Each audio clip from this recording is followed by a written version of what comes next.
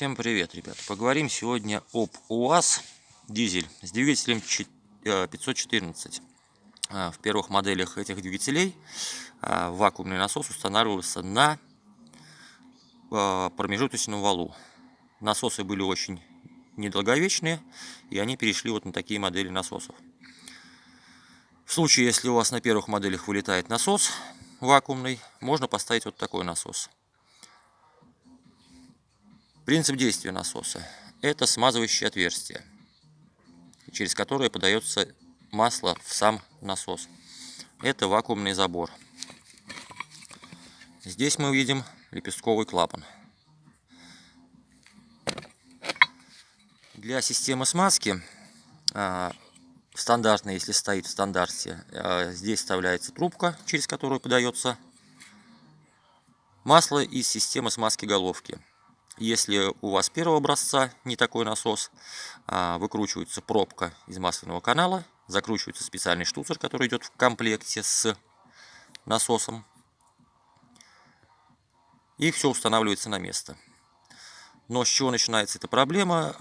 У нас в данном случае появился шум в головке. Изначально погрешили на гидрокомпенсатор. При замене гидрокомпенсаторов обнаружили, что сломан успокоитель. Успокоитель отличается от простого двигателя. Он имеет другую конфигурацию по той простой причине, что цепь зацепается по звездочке, которая вращает сам наш насос. Когда собрали все на место, шум остался. Решили разбираться дальше, разобрались и обнаружили, что мы в этой модели. Вот у нас имеется лепесток, который, вращаясь, создает вакуумное давление. В этом лепестке получилась проблема в том, что в эти торцы изначально должны вставляться пластиковые, не знаю как сказать, бабышки, втулки, которые работают по плоскости. Ну, как видим, это все у нас пропало.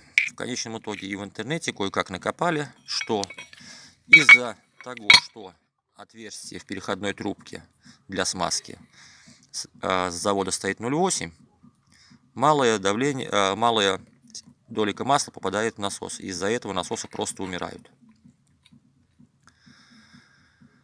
Так что, если у вас появляется шум в головке, не спешите грешить на гидрокомпенсаторы, а стоит посмотреть сам вакуумный насос. В тот момент, когда вынашиваются эти втулки, лепесток начинает заклинивать. И из-за того, что он заклинивает, эта звездочка начинает прыгать по цепи. Бывает, даже цепь рвет. Потом мы тоже с этим сталкивались. Так что первое, на что стоит обратить внимание при неприятном звуке в 514 в голове, это вакуумный насос. И при том, когда вы будете вакуумный насос разбирать, втулка переходная, в ней должно быть отверстие как минимум 1,2 мм.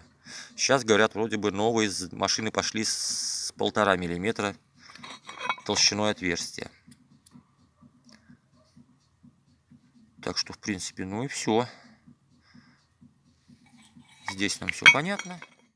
Если мы видим вот такое состояние, насос приходится менять. Основное, что огорчает, это его стоимость. В районе 12 тысяч рублей. Так что смотрим за отверстием в переходной трубке.